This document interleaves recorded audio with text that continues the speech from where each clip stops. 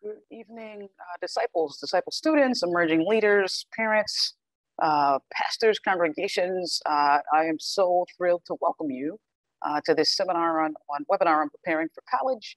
I am thrilled to welcome, we are joined by the Reverend Cisa Payuyo, Associate Director of the Office of Church Relations at Chapman University, and also joined by the Reverend Chris Dorsey, President of Higher Education Leadership Ministries, among other students, faculty, administrators from Chapman.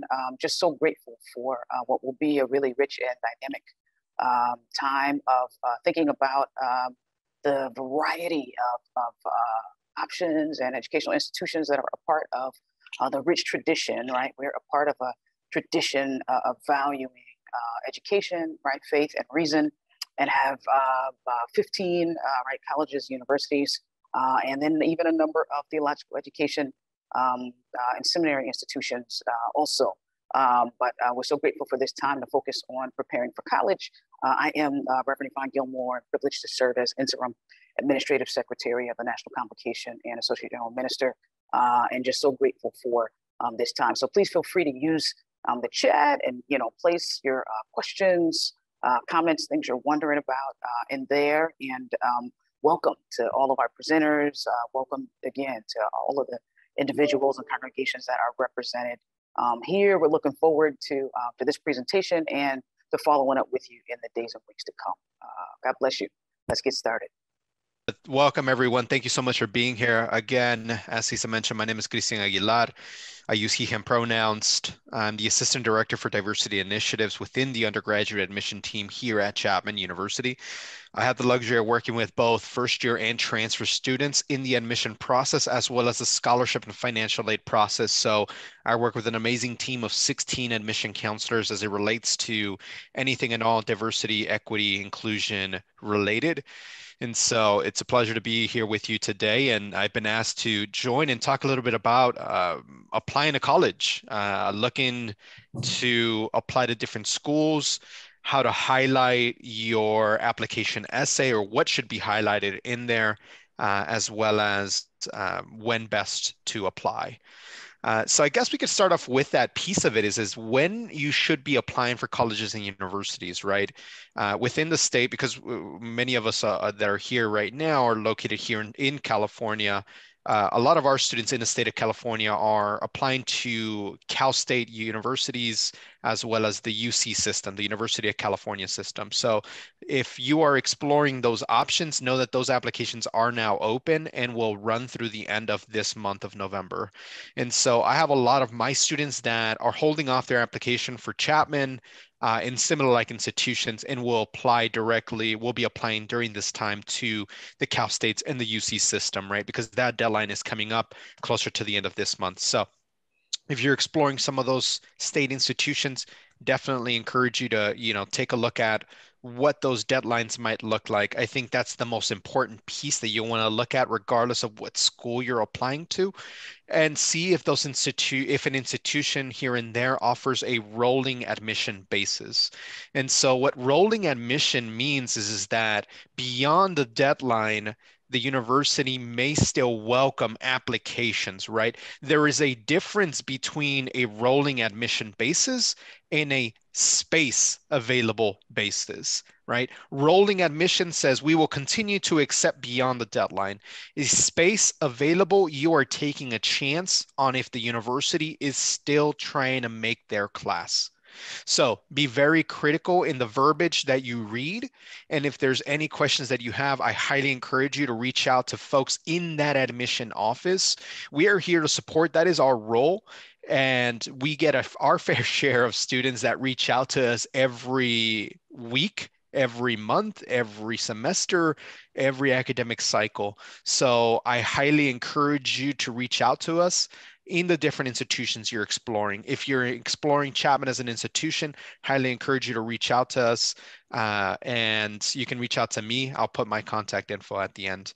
So deadlines is going to be the most important piece. It's making sure you're meeting that deadline in terms of what is required from you, right? Looking at what the school is asking you for. Many schools are going to be asking, or many schools will be asking for a personal statement, and we'll get into how you can craft a personal statement. But looking at the personal statement, letters of recommendation is another piece. Know that for a school like Chapman, we only require one letter of recommendation, but you can submit up to two of them. That is the most that we're willing to accept, because there's only so many ways your teachers can say how great you are. Really, there's only so many ways they can say that. So let's hone in on those one or two. Different schools will have different requirements, so pay attention on what they ask for, right? Some schools may say we want a letter of recommendation from your pastor. So if that's that institution asking for that, make sure you give your pastor enough time to submit that letter of recommendation on your behalf. So letters of rec, you'll want to give them a little bit of time, and also give them a little bit of a brag sheet. If you have a resume of your own, or a brag sheet of all the different extracurricular activities you've done, put that together and give that to them so that they have something to talk about as they write that little recommendation, right? Yes, they can talk about your character, the relationship they have with you, but you also want to make sure that it comes off very personalized. The more personalized it comes off, the better pulse we have on you as a student, as a candidate. So again, letter of recommendation, huge piece of it. Extracurricular activities is another piece that we're going to be looking for in your application. So we're looking at what you've done for 1, 2, 3, or 4 years of school. We're looking for 3 different variables, and I can guarantee you if Chapman's looking for this, many other colleges and universities are as well. We're looking at 1, the breadth of your involvement. We're looking at 2, the depth of your involvement. And 3, the consistency of your involvement. So the breadth tells us the variety of things that you're doing, right? If you identify as somebody who's an artist, right, and you're a dancer, great. Tell us about some of the other things you've done, if that's community service, if that's a part-time job, if that's leader of a youth group. These are the things that add to that breadth of extracurricular activities, right? You don't want to come off as a one-dimensional student in your application, so you want to give some breadth. The depth of your involvement is how committed were you to the club or organization. So that means if you started off with, being a member of a club or organization, and by the time you were a junior or senior, you build into a leadership role, right? Mention that in your applications. And then the consistency, right? How long were you a part of this club or org? We're looking at that, right? So 1, 2, 3, or all 4 years of high school. Again, it doesn't have to be 30 different things that you've done. It could be 5 different things that you've done. It's not so much about the volume, it's more about the breadth, depth, and the consistency of that involvement. So non-traditional activities, if you are a eldest sibling and maybe you take care of younger siblings while parents or guardians are out working late into the evening hours, that's okay. And that should be listed on your application, because the leadership at home is a critical piece in our review process in our admission teams. I was asked to talk about the application essay and any writing supplements. Really, I mean, I think our schools, our counselors do a really good job of telling you how important that essay is. And it's not just so much about the grammatical piece of it, right? The punctuation. It's also about, a couple of different things. Is it about you? Right? Is the essay about you, right? We always want an essay to come back to you. If you're talking about a family member that has impacted your life, a friend, right? In your relationship with them, if it's a sport, whatever it may be, always tie it back to you, because at the end of the day, the essay should be centered around you, right? So if you leave it at, my grandparent was the most influential person in my life, the end, then I didn't really get to know you and I want to work with your grandparent instead, right? So make it about you at the end. How did this impact you? How has this influenced you? The other thing that we want to see is maturity in your writing, right? Yes, grammatical and punctuation is important, but we're looking at the maturity in your writing, right? We're looking at if there's something that caused a ripple effect and something that maybe caused a hiccup in your academics or in your behavior, or maybe negatively influenced you, talk about that. But at the end of it, talk about how you were able to overcome that adversity, or how you were able to overcome, or how you're even still struggling with things. A lot of our students right now applying to college, one of the common themes we see in their application is dealing with anxiety and or depression.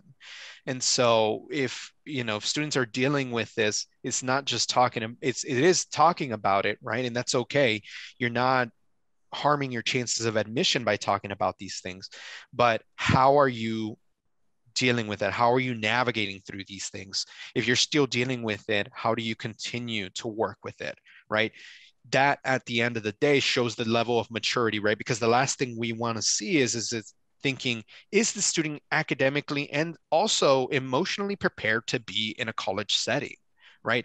And if you're not, right, an institution can come back and say, hey, we feel that you may need time on yourself before we can bring you in. And they may not tell you that. They may just say, hey, unfortunately, we were not able to offer admission, right? So let's show that level of maturity, right? You want to bring an essay full circle. You want to bring it back to you. Essays don't have to be this eye-opening revelation that you had, or, the most heart-wrenching story or form of adversity or struggle that you've been through. I think a lot of folks get caught up in thinking that's what an essay should be. And so people start stretching truths and saying, I did this service project down in Skid Row here in Los Angeles, and it changed my life in this and that way. And although those moments are meaningful and eye-opening, I think I've seen so many times where students stretch the truth so far beyond the reality that, we start wondering, like, how authentic was this essay? So speak your truth. Essays don't have to be the most, again, about these stories of adversity and struggle. It could also be about the most simple part of who you are as a person, right? If you're a family-driven person, talk about that, right? If you're a faith-based individual, talk about that. If you're an athlete, talk about it, right? If you're an artist, if you want to talk about your favorite movie. I've seen essays about a student's favorite cereal that some of them were my favorite essay. And it's not so much about, again, what you're talking about. It is everything that I've said so far: the consistency, the maturity, the making it about you, bringing it full circle. These are the characteristics that we look for. The flow of your essay is so critical to our review. You want to get your essays proofread twice, maybe 3 times. An essay should take time. You shouldn't be able to get through it in 1 hour, right? When we're doing our masters, I've done my masters at Chapman. Every time I submitted my work for edits, every time I got that 75 pages paper back, it was marked up and read every single time. Why? Because something can always be worked on. However, know that comes a point where you've edited something enough times where it's like, I know I can continue to work on it, but I am happy with the work I put together. This is good. It's representing me, and I can submit this work. So find a balance. A good essay should last you 1, maybe 2 weeks to come back to every an hour here and there. Make sure to get a proofread. Even those of us that think we're the best writers in the world. I know I did when I was in high school. I still think that, but I always get my stuff proofread by others, and always surprised to see the amount of edits that I get back. So always work on that. A good way that you can kind of utilize for yourself is read your essays aloud to yourself. If you catch yourself having to pause too many times, that's telling you something. It tells you that something's wrong here. Maybe this is a run-on sentence. Maybe there's too many thoughts. Maybe this doesn't make any sense, right? And so it's a good way for you to get an idea and get help on your essay from somebody else. The last thing that I will say is that for the supplements, many universities will have their own supplements aside from the personal statement. A personal statement should be generic and it shouldn't be directly directed at one university because you want to make that multi-purposeful. You want to be able to use it for one school and another school. We've done a very good job in trying to see what our questions are and make it align with other schools as well, because we want it to be universal for students. So the personal statements can be universal. So don't add a University of Southern California or a Pepperdine or a Chapman or a TCU when it's going to be going to all these different schools. But that's where the supplement questions come in.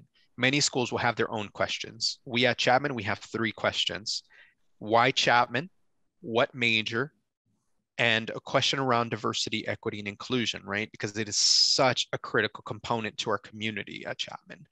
And so as long as your students can speak with a couple of different things, do your homework on the university you're applying to when they're asking you these questions. Don't just free-handed answer these questions. Do some homework on the school. So if you're asking why Chapman, well, Chapman has this or that to offer. I'm interested in this and that, and find that connection, right? Talk about your passions, your interests, and connect that to what Chapman has to offer. I guarantee you, the more synergy a university sees between you and the university, the more chances you will have for admission, because they see the interest you have in their school. Every university wants a student who wants to be there, not a student who is considering them as their 15th option. So always make sure that you do your research on the school, even a little bit. I'm not asking for a dissertation. I'm asking for a little bit of homework, and talk a little bit at length about why you're interested in Chapman or why you're interested in that school and why that major, right? And so those are a couple of things that I can kind of share that are going to be critical to your success as you apply to colleges and universities. For admission, as you submit your essays, there's letters of recommendation and looking at those deadlines. So that's all that I kind of wanted to share.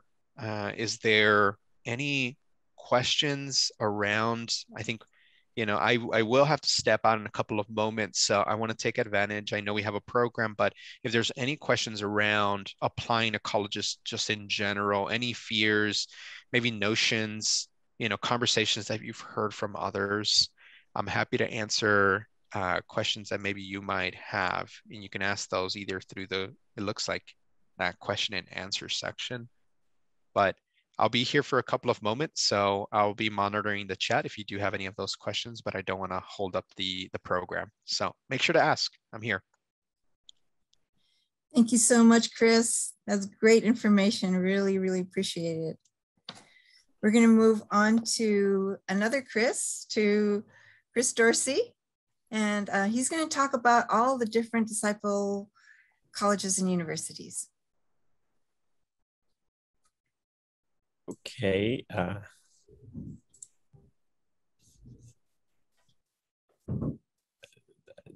going to share my screen, so give me just a second. So I'm going to talk a little bit about HELM, but I'm going to focus my time on talking about our disciples' colleges and universities. HELM's mission is to work with wider church and higher education partners to develop and nurture Christian leaders who are transforming church, society, and world. And obviously a big part of that is our higher education institutions, our colleges and universities. We have 15 colleges and universities, which are listed there. And I'm going to just show you a quick highlight slide for each one so you get a sense for what these colleges and universities are like. We do have a brochure available. You can drop me your email and we can make sure we get a brochure out to you in the mail. It's also on our website, so you can go to our website and click through the brochure electronically. This is a location map to show you where our colleges and universities are actually located. As you can see, we're kind of heavy in the East and the Midwest in terms of the location of our colleges and universities. A lot of that has to do with where disciples were founding colleges and universities during the middle of the 1800s, which is a long time ago. But then we also have schools down in Texas. And then of course, Chapman is out on the West Coast. The first college that I'll highlight, and these are just in alphabetical order, is Barton College, which is located in Wilson, North Carolina. It started as Atlantic Christian College, changed its name to Barton College, and it's a smaller liberal arts college that serves regionally people in North Carolina and South Carolina, as well as the state of Georgia. But because people are willing to go all across the country now, they also pull students from anywhere in the country. And they have really great programs. They have not only degree programs, but pretty good athletic programs. They're a Division II, NCAA Division II institution. Their faculty ratio is 11-1, and they have a pretty moderate cost for their education. About 98% of their students receive some form of financial aid. The second school is Bethany College. It's the oldest that was started as a disciple school, located in Bethany, West Virginia, not too far from Pittsburgh. So they do bring a lot of students in from the West Virginia, Pittsburgh, even Pennsylvania and the New York region. It's one of our oldest schools. They have very strong degree programs in finance and business, as well as the sciences. And they have great athletic programs as well. Chapman University, which you've already heard about, Chapman University, I won't talk too much about because you all have heard a little bit about Chapman today, and we'll hear more about them. But it's one of our largest schools, one of our two largest schools out on the West Coast. And it's the youngest of our schools, largest, but one of the largest, but also the youngest. Columbia College, not to be confused with Columbia University, is located in the state of Missouri, and they have great distance learning programs. They have an in-person campus as well, but they also have pretty strong distance learning programs where students can take classes online or at a number of different sites all over the country. Pretty good favorable faculty-student ratio of 9-1. The interesting thing about Columbia is they have a esports program. So if you're interested in majoring in esports, which is a big thing now, they have pretty good esports programs. Culver Stockton is also located in Missouri. We have 4 schools located in the state of Missouri. That's a heavy concentration of disciple school. Culver Stockton is located closer to the Illinois border, and it has really strong international studies as well as study abroad programs. Most of their students do some form of study abroad program, and service learning is a big part of what Culver Stockton emphasizes for their learning. Drury University, also in the state of Missouri, it like Chapman, Drury has the distinction of being one of our 3 schools that is affiliated with both the Disciples of Christ and the United Church of Christ. They have excellent architecture programs, as well as many other business programs, and a very, very strong nursing program.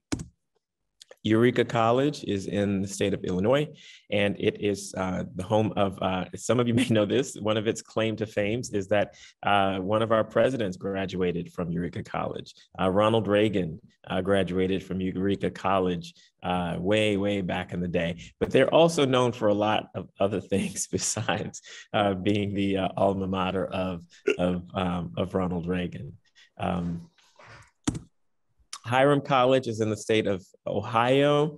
We have another presidential connection to Hiram College.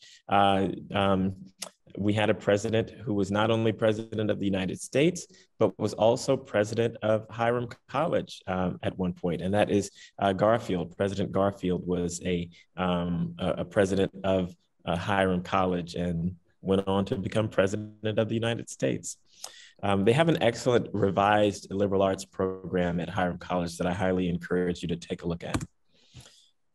Jarvis Christian College is one of our 2 HBCUs, historically Black colleges and universities. It's located in the state of Texas, and Jarvis is an excellent school located in East Texas. They have great business, criminal justice programs, and because they are a smaller liberal arts College. They have very good student faculty ratio, but they also do a lot to support students of color in an environment that is a majority students of color. The University of Lynchburg is located in Lynchburg, Virginia. They are a Division III, NCAA Division III school, but they have very strong athletic programs. They have very strong criminal justice programs in computer science, especially in cybersecurity. And they also have a pretty good multimedia program, as well as a host of other programs. We're almost done. Midway University, it was established as a women's school for only for women, and about 4 years ago, they became co-ed. They have an excellent equine studies program for students interested in studying and working with horses. They also have a very strong nursing program. Texas Christian University is the second of our two largest schools. They are located in Fort Worth, Texas. They have obviously a very strong athletic program, a NCAA Division I athletics program, but they have an amazing research programs as well. As a university, they have very strong research programs. They just recently started a medical school in collaboration with the University of North Texas, and they have lots of great degree programs there. Transylvania University is located in Kentucky. And I mentioned that Bethany was the oldest of our schools established as a disciple school. Transylvania University has the distinction of actually being the oldest school, although they were not established as a disciple school originally. The school that they were established as ultimately became the University of Kentucky. So the University of Kentucky grew out of Transylvania University. Transylvania University was established as a private school, and when the state wanted to have a state public school, the University of Kentucky came out of that school. And then finally, we have William Woods University. William Woods University is the fourth of our schools located in Missouri. And they too, much like Midway, have a very strong equine studies program. They also do a lot in terms of international studies, a very good school to consider. The one school that's not on here is Tougaloo College. It came after I put together this slide. And so Tougaloo College is our other historically Black college and university, and they are located in Mississippi. They have a very strong commitment to social justice. In fact, many spoke at Tougaloo during the time of the civil rights movement of the 1960s. Dr. King spoke there, and several others. I want to say just something quickly about our Leadership Fellows Program. The HELM Leadership Fellows Program is for disciple students to apply. We have 32 students in the program. We accept about 8 students per year. And the students receive a grant of $2,000. In addition to that, they participate in a retreat, a Leadership Fellows retreat, each of their 4 years of school. I just happen to be at that retreat right now, which is why it looks like a retreat center in the background. And during that retreat, for each year of their participation, there are 4 themes that they focus on. For the first year, we focus on what it means to be Christian community. Our second year focuses on transformation. The third year is a global awareness year, and we typically take our students somewhere in the world to understand what it means to engage in solidarity with people all over the world. And then the final year is sort of a mentoring and vocational discernment year. That's all I have to share. I would love to share more with you about our disciples' colleges and universities. They have very strong academic credentials, as well as some really exciting programming. And so if you have any more questions, please feel free to contact me, and my email will be provided to you in the chat. Thanks so much, Chris. This is great information about the specialties of each school. And I know that they can also look at it on their own if they go to helmdisciples.org, right? Correct, Thank yes. you. Thank you. We're actually going to pivot, and we're going to talk about Chapman. Nancy and I will talk about Chapman. Nancy, you want to go ahead? Nancy, you want to go ahead? Great. So where is Chapman? We are located in Orange County in the town of Orange. The three things you need to know about our location that are fun is that you can get to the beach in less than 30 minutes. You can be up in the mountains and snow skiing sometimes in the winter in an hour and a half. And in 10 minutes, you can be in Disneyland. So that's tells you a little bit about our location south of LA and north of San Diego. It's a beautiful place. I moved here from Omaha, Nebraska, and it was a very happy day to get rid of my last snow shovel. So it's a beautiful, beautiful location in the United States. Chapman is just over 10,000 graduate and undergraduate students. And we are very excited because we are a selective school, meaning that you have to have strong grades to be here. We have gone up in the rankings about that because we have really focused on excellence in these last decades, and it shows in the selectivity that we have with students. We have a very huge array of majors that you can choose. We have a strong liberal arts program. We're well known for our performing arts programs. Our business school, we've really invested so much in health sciences in the last 5 years, a beautiful $150 million science and engineering building on the campus that is extraordinary. Our film school is how we are really getting known in the full breadth of the country. We are in the top 4 film schools in the nation. And so also teaching media arts and other film related disciplines. So we really attract a very broad student body.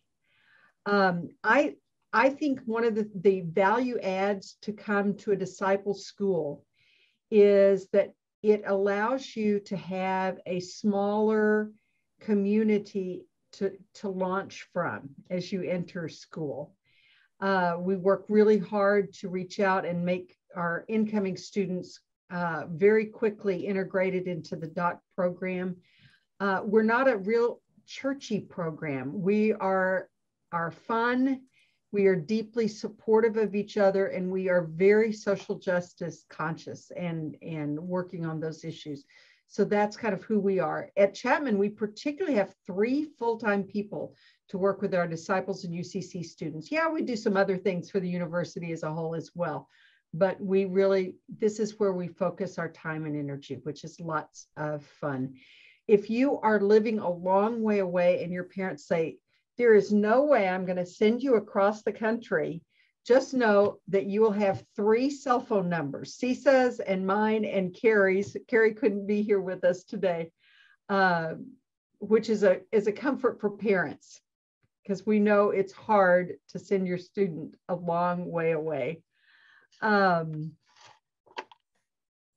think that's, I want to just say one more thing about scholarship. We have had a couple of generous donations, estate gifts for disciple scholarships in this pandemic time. And one of the things that I know about Chapman's history is we used to have a stronger percentage of African-American students at Chapman. That was particularly in the 50s, 60s, 70s, when our African-American convocation churches in Los Angeles, just up the road, were very, very strong. And now those congregations, many of them have aged out, and our strongest African-American congregations are in different parts of the country.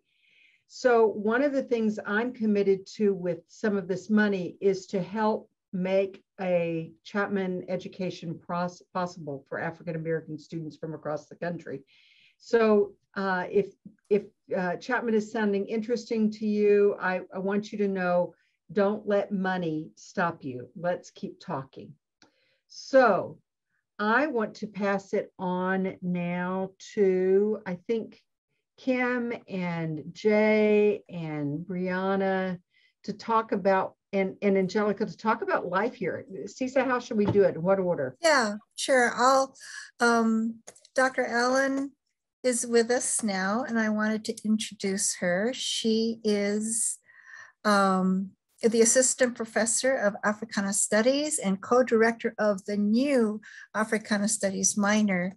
And so if you'll talk a little bit about what you do here at Chapman, Dr. Allen, that would be awesome.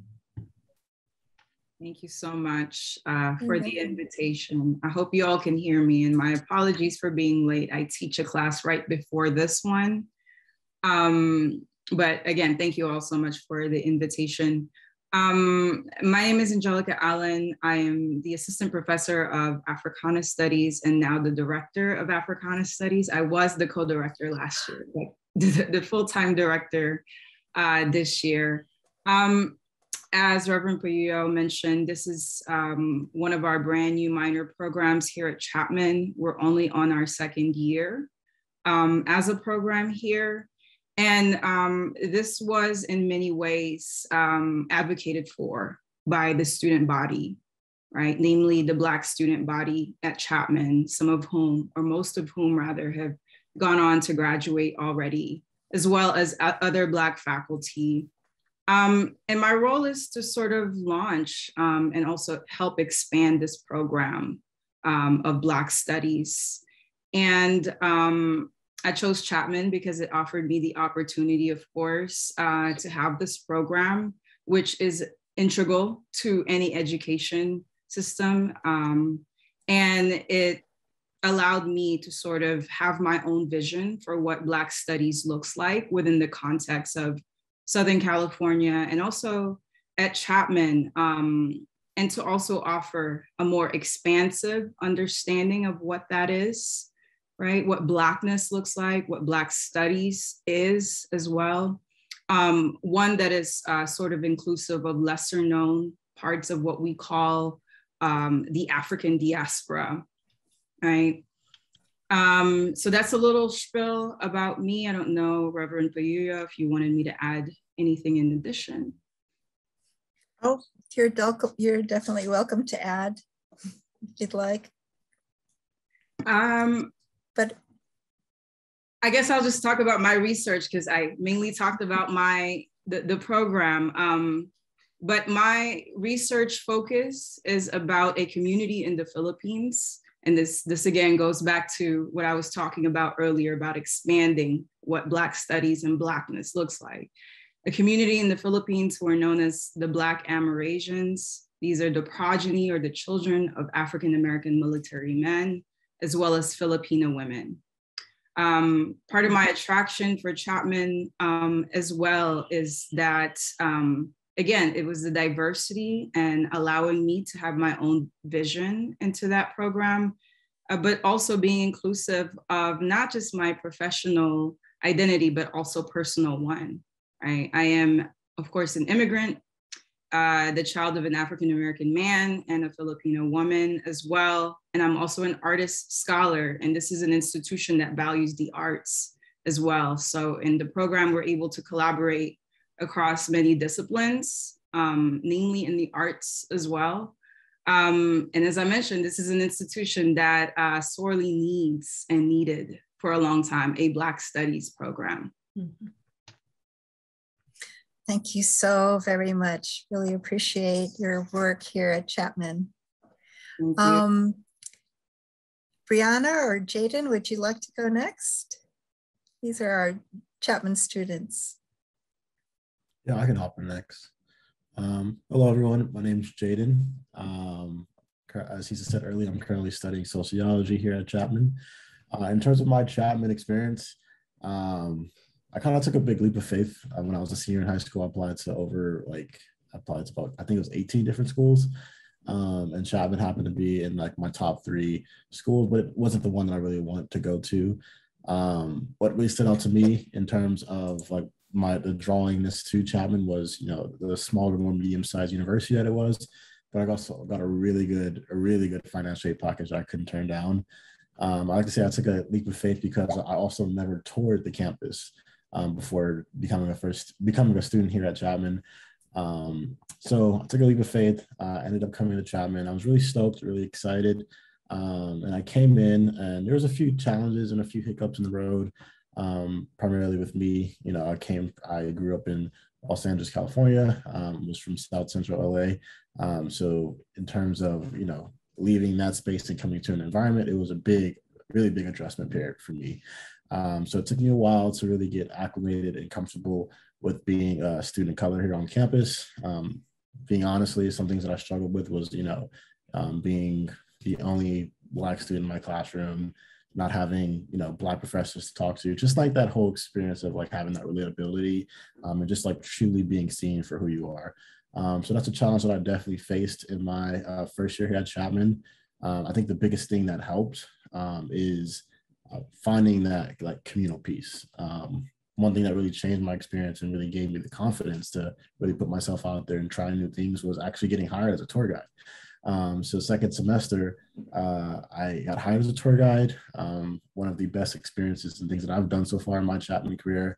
But I also want to really touch on that communal piece, especially, you know, whether you're applying to a Chapman or applying to someone else. I think it's really important to hold on to those connections and people that you meet, because you really want to use that to get you through your college experience, especially being a student of color on campus.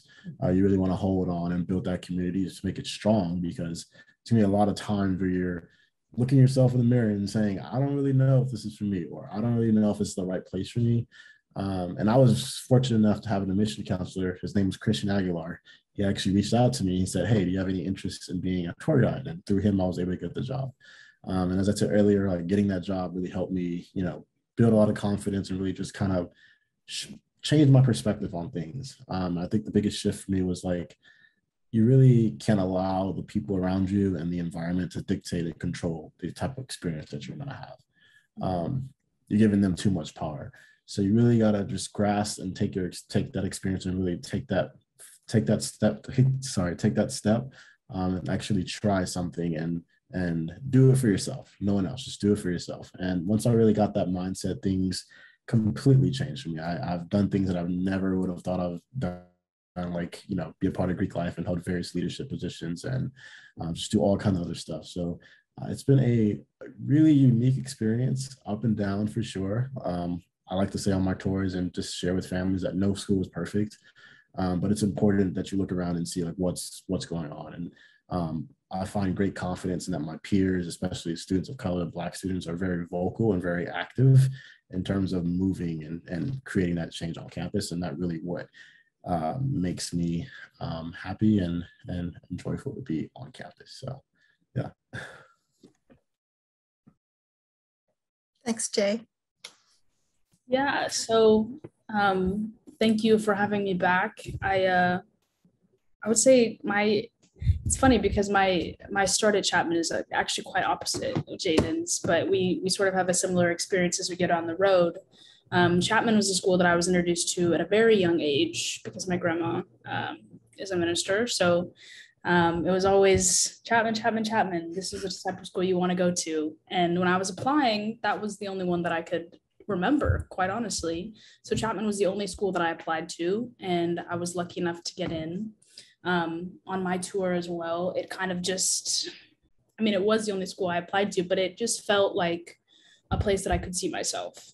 And I'm lucky enough, you know, a few years later to be graduating soon. And I've enjoyed a lot of my experiences here. I think I've grown and shaped a lot as a person. And a lot of that is because of the environment at Chapman, people that I've been fortunate enough to meet. But yeah, I couldn't really say much better than Jaden said himself. Yeah, I mean, there's ups and downs everywhere, but it is people like Jaden and Dr. Allen that are really starting to shape this place and make it more inclusive for other individuals, particularly people of color, and being active. I would say that a lot of our Black students are pretty vocal at Chapman, but I mean, we're fortunate enough to have a space where we can express our concerns. And I do work in the Fish Interface Center, as Cisa mentioned, and that's another place that really attracted me to Chapman. But another safe environment where you can learn about different cultures and people. And I mean, I couldn't even express how much I've been able to learn in my time there, and with my peers and the people that I work with and all the chaplains in the space. So yeah, I would say, especially if you have a drive to, become more vocal about issues, or expand, or just even be around a different group of people. You know what I mean? It's a nice, I'm excited to see how this diversity increases, over the next few years. But for what we have right now, especially in a smaller campus, there's a lot of space and room to meet new people and grow. So if that's something you're interested in, I would definitely recommend Chapman as a place for you. But, as a student, I'm here to answer any questions that you have. So yeah, that's pretty much it. Thanks, Bree. Then lastly, we have Kimberly Blakesley. Hi, thank you. First, I want to say, as Cisa mentioned, I am the parent of a screen acting major, a BFA screen acting major, and she also is minoring in a new minor, which is creative and cultural industries. So I bring that up because I think it's a progressive school in respect to creating new minors that maybe students might see a need for. There's really 3 points that I want to make. Another point is that as a parent, I live local. And if your student should decide to attend Chapman University, there's a lot of opportunities for parents to actually get involved. I have served on the Town and Gown Board. I have served on the Founders Day Committee. And now I'm actually serving on the Parent Council. So keep that in mind. I know a lot of us have probably participated in our child's high school experience or middle school experience as far as volunteer, but even in college, there are lots of opportunities for parents to get involved. And it also has allowed me to really get as a freshman parent, a good feel for the school and to feel comfortable. So I just wanted to mention that because I think a lot of parents don't know that they can still be volunteers in the college environment. Secondly, I want to address some of the things the students talked about is the race issue, because yes, there is definitely racial issues at Chapman with a capital Y, absolutely. But what I want to say to that is that my daughter has never brought those issues up to me. I have gone to her and asked about it, and her comments have been, yes, Mom, I'm aware, but I'm focused on getting my degree, graduating and getting my degree. So that has been her focus. And the other comment, and I really want to stress this, is that she has said that has not been my experience. So, we all know that things are in the news and that many of the universities have issues regarding race. And of course, Chapman is one of them. But I do want to make that clear. And then I want to talk a little bit about my daughter's experience as an African-American at Chapman and some of the opportunities that she has had, because I think it really gives a broader a picture of those opportunities for students. And so when my daughter first, was going to attend as a freshman her college, she said, I'm not going to get involved. I'm not going to do any extracurricular activities. I'm not going to join any clubs. I just want to focus on academia. And as a freshman, she joined Disciples on Campus. She joined a sorority. And there's one other thing. Oh, and she became a student worker at the Leatherbury Libraries, which I was very surprised about that she began working. She also held the first diversity, equity, and inclusion chair position for her sorority, which I think is very important, because when we look at that particular Greek sorority, they had never even had that position. And she applied, and as a student of color, she was able to actually get the position, but I felt like she felt like she could make a significant difference in that position because she was a student of color.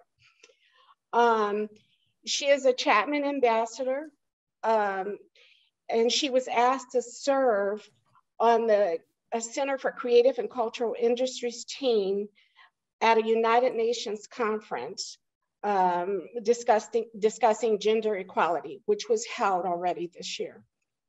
In addition, she's been nominated for and received numerous scholarships. And that's something I also want to mention. If your student, your child comes to Chapman, there are many opportunities for scholarships, but they will need to look for them and they will need to apply.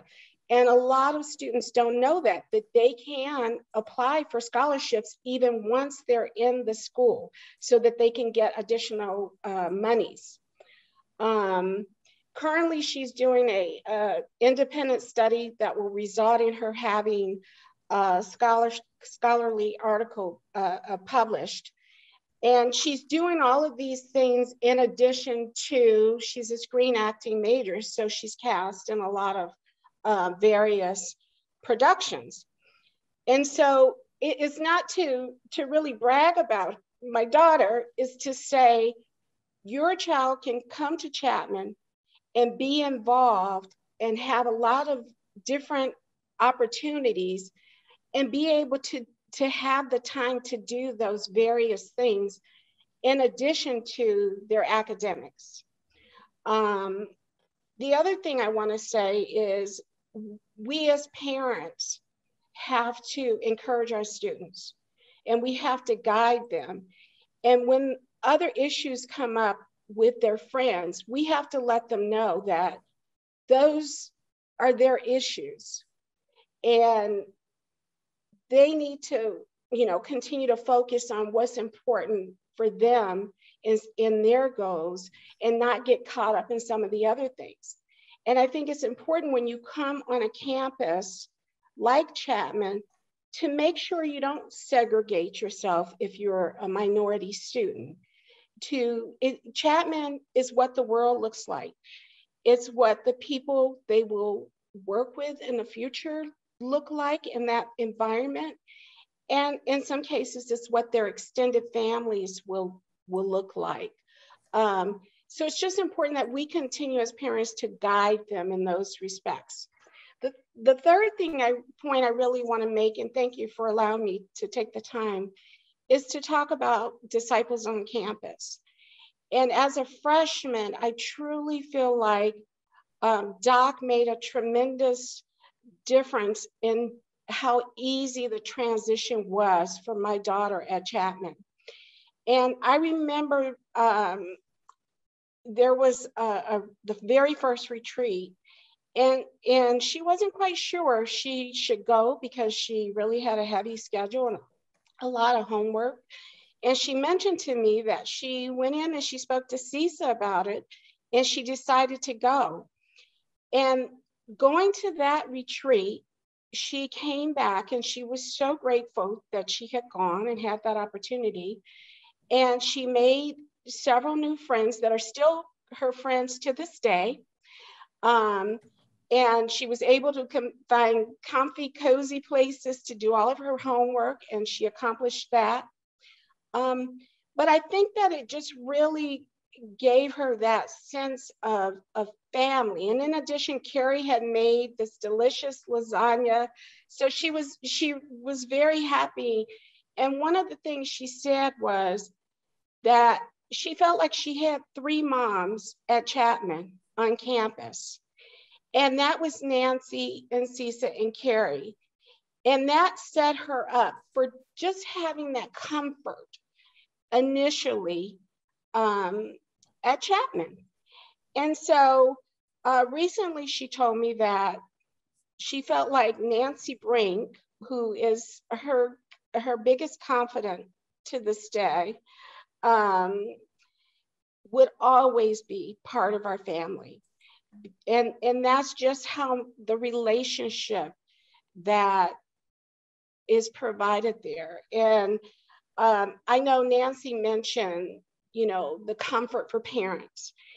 And I remember in the beginning, because my daughter and I were always very close, feeling a little bit jealous, to be honest. And then I was just so grateful that she had that love and that caring, and she really felt it and knew that if there was any issues, that she could always go to them and they would help her resolve them. It didn't matter if it was faith related or not. So anyway, thank you so much for giving me this time to share. And I wish you all luck. The decision process is very difficult regarding colleges, and I'm aware of that. I did put some notes in the chat, important notes regarding FAFSA. So if you want to take a look at that, but thanks again for allowing me to share. Thank you so much, Kimberly. Thank you for sure sharing. Thank you, Bree and Jay. Thank you, Dr. Allen, Marcella, Chris, and Nancy. Thank you all for being here today. We have a little time for questions. So if you want to put a question in a chat, I think we have some time. Do we, Yvonne? Yes, please, friends. I was going to say, Fifth Christian, if there's anything you're wondering about, yeah, Angie Cars, any of our guests, if there's some additional hand raised, okay. If you would type in the chat, that would be awesome. Actually, no, I can allow you to talk. Okay, great. Do you want to ask your question, Fifth Christian Church? Hold on, can you hear us? Yes, we can. Awesome. Okay, we're here. We're here. Okay, Fifth Christian Church is here. Beautiful, beautiful. All right, we got a room full of young people. So young folks, any questions y'all have? What a mighty presentation. What a mighty opportunity. That's right. They're in Cleveland, Nancy. They're in Cleveland, Ohio. Yep. Anyone, any questions you have, this is the time. How many of you have dreamed to not shovel snow for the next, for your college years? Just wondering. Well, yeah, we love snow. Kind of. Anyway, Brother Jonathan has a question. Any colleges close to Louisiana? Were y'all able to hear that? No. What's a little louder? You got any colleges close to Louisiana? There's one in Tougaloo, Mississippi. That's right. That's probably the closest. And Jarvis Christian College in East Texas, in Hawkins, Texas. Yeah. That's right. That's right. Yep.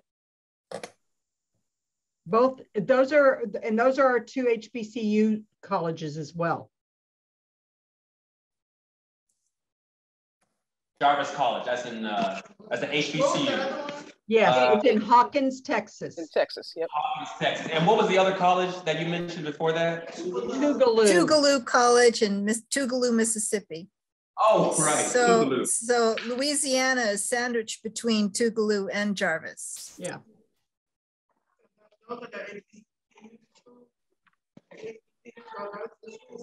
Yes, those are two HBCUs. Are there more HBCUs that are Disciples of Christ colleges? No, just those two. Just those two. Just those two. Okay. Any other questions? Yes, go ahead, Malika, go ahead. Can you take us through the process of getting a full ride? Can you something about get a full ride? Take you through the process of getting a full ride. The biggest thing is your academics. academics is everything. If you want to shoot for that kind of scholarship support, that has everything to do with how well you do in high school. And I'm just going to tell you another little thing that I didn't realize. Schools even check your last semester grades the summer before you matriculate. So don't let down, because we actually lost a doc student about 10 years ago who just decided, I got into Chapman, I'm just not going to do anything his last semester. And he failed a class and he had to do a year in community college before he came to Chapman. It's a matter of looking at the different scholarships that are available, looking at your financial aid, your doc scholarships. I believe there's also a Thurgood Marshall scholarship that's available for African-American students with certain requirements. So, definitely do your research and look for all the different scholarships, and you can make that happen. Can I just add one thing? Preparation Sure. is so important. The idea of really planning and preparing. It's not just through the application process, obviously how well you've done throughout your 4 years of high school. And I go back to the idea of sharing those lived experiences and putting together a really good application. But I think Kimberly mentioned it, the applying for outside scholarships. And I know I didn't talk about that at all, but there are a lot of opportunities for outside scholarships. It could be through Coca-Cola. It could be through a gas and oil industry. Depending on what it is that you want to study, you might have some opportunities as well. And I go back to the idea that every university has a different set of goals. And so if you match up really well to the goals of what that institution is, there's a good chance that you could definitely get much of your university funded. The idea of a full ride, when we say full ride, I guess the question would be is, do you want tuition covered? Or do you want tuition, room, books, board, and to pretty much get paid to go to university? And there are few students that get a full ride. You're probably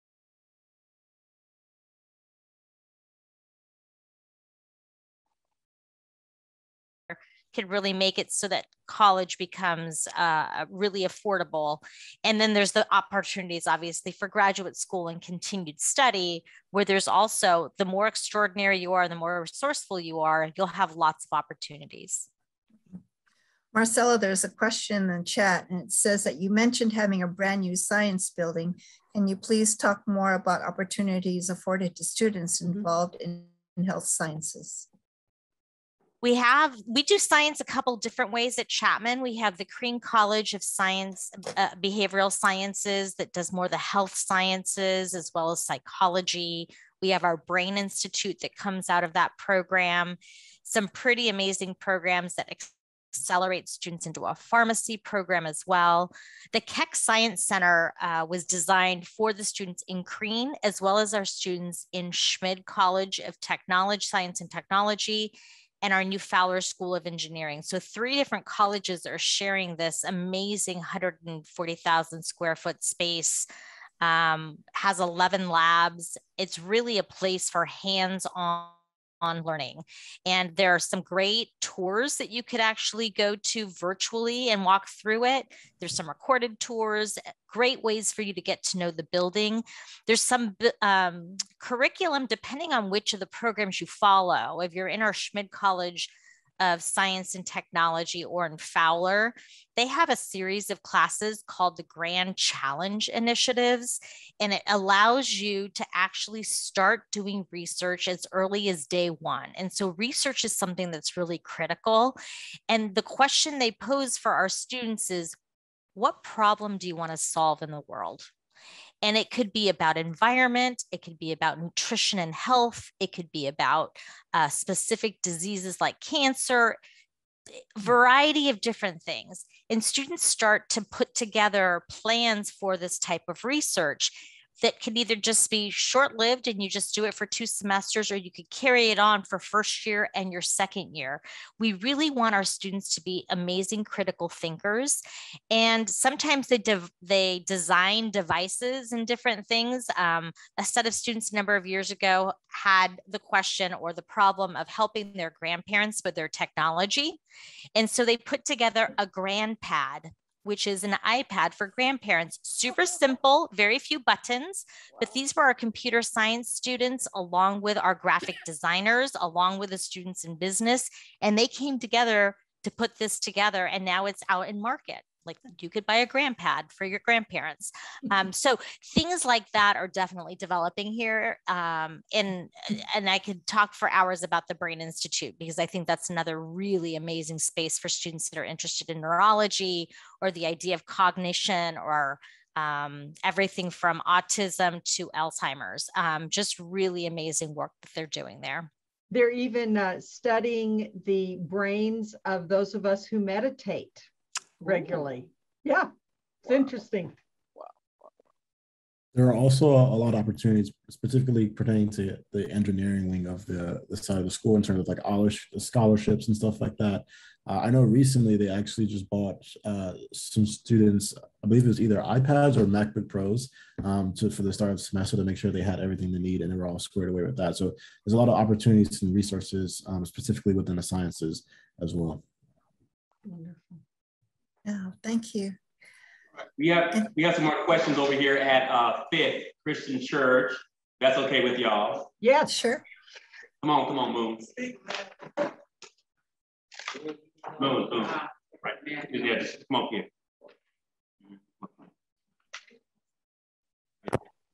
Just speaking to the laptop. Will you help us with scholarships for training? Scholarships for what? Trainings. Right here, speaking to them. Will you help us with trainings? Scholarships. For scholarships for training. Do you have scholarships for trades? Sort of like carpentry, like electrician, those kinds of Correct. things? Correct. Chapman does not do trade programs. So if that is what you're interested in, and there's wonderful opportunities there, then you would find the institution that teaches what you want to learn and then start exploring the scholarships. I don't believe that there are many trade programs at any of our disciple schools.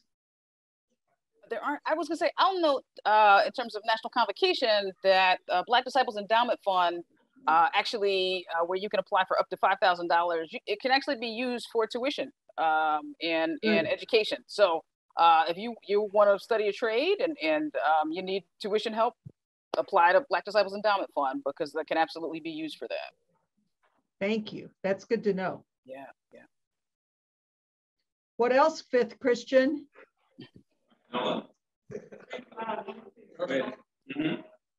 Speak aloud. What church positions are available to be eligible for scholarships?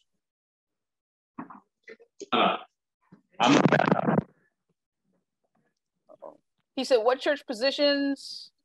What church positions are available to be eligible for scholarships? Okay, every disciple student gets money at Chapman, but if you serve your region or National Convocation or have a disciple minister relative, that starts you off with half tuition.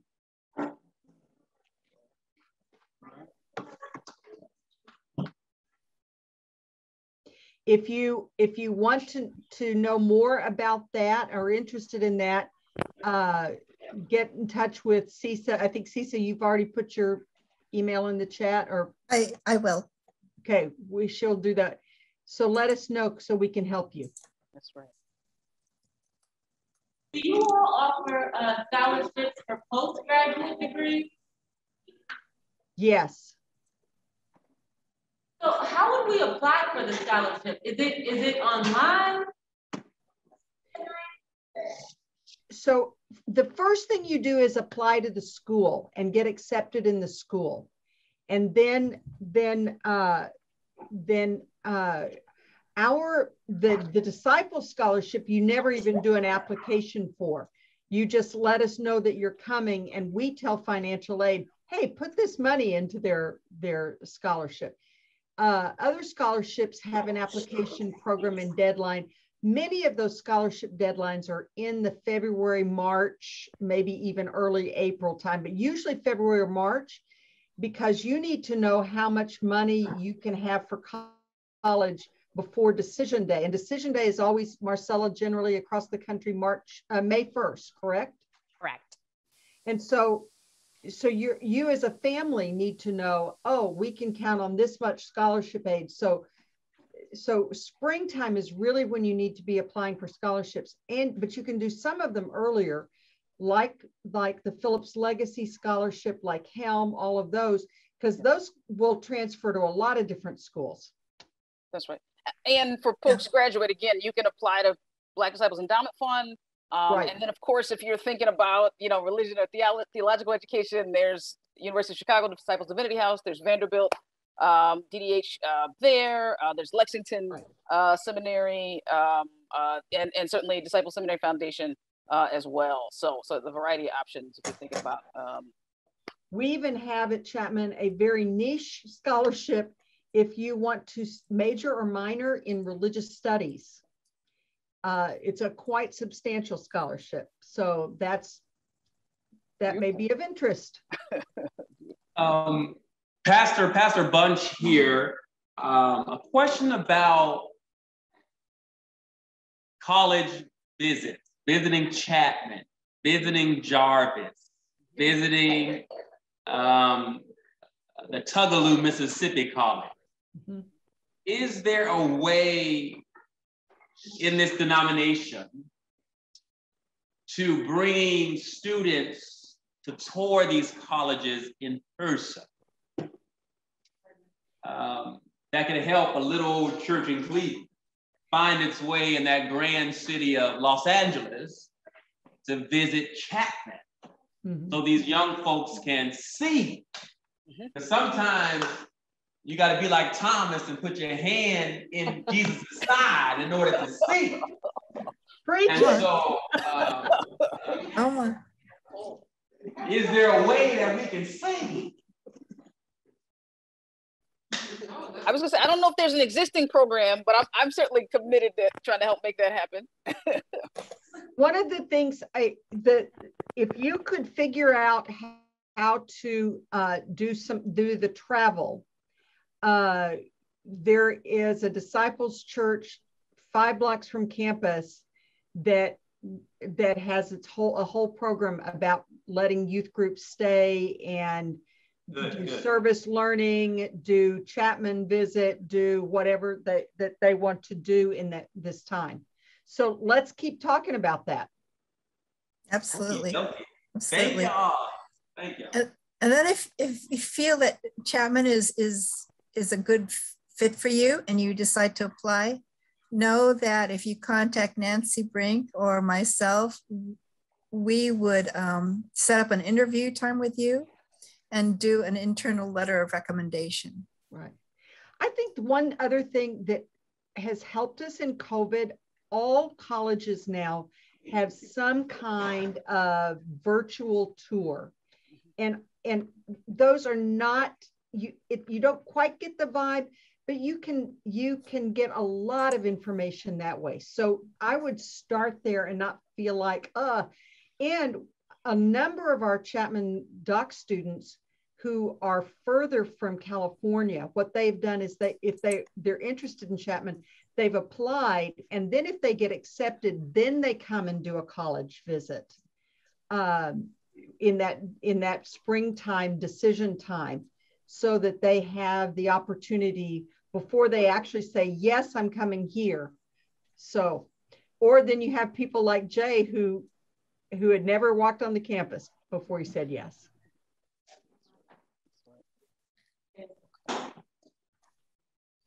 I think this is all we have time for. Just thank you so much for I'd like to close us in prayer. God, we just thank you so much for this amazing opportunity of talking about higher education and the possibilities of making it happen. Bless these students as they discern their college career.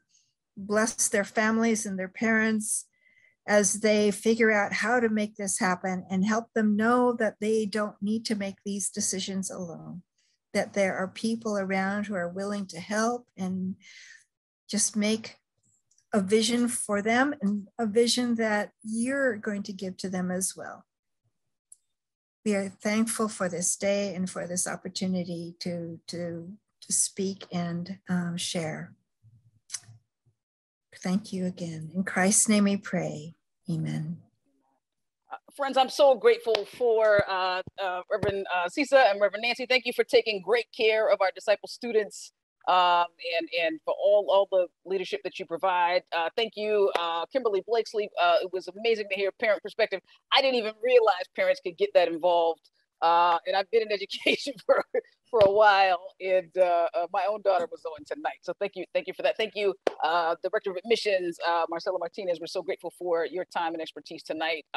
So thrilled that Fifth Christian Church could be here, and for parents and all the students that were a part of this dynamic conversation and exchange. Indeed, the Christian Church Disciples of Christ has just a wealth of educational resources and possibilities. And so we're excited about the horizon, and so grateful for all that we've learned tonight. Do stay connected and reach out certainly to any of the folks. Their contact information is there. If you get in touch with me, I'll make sure that you get connected appropriately as well. So God bless you. Good night, everybody. Bye-bye. Good night. Good night. Good night. Go ahead. Good night. Good night.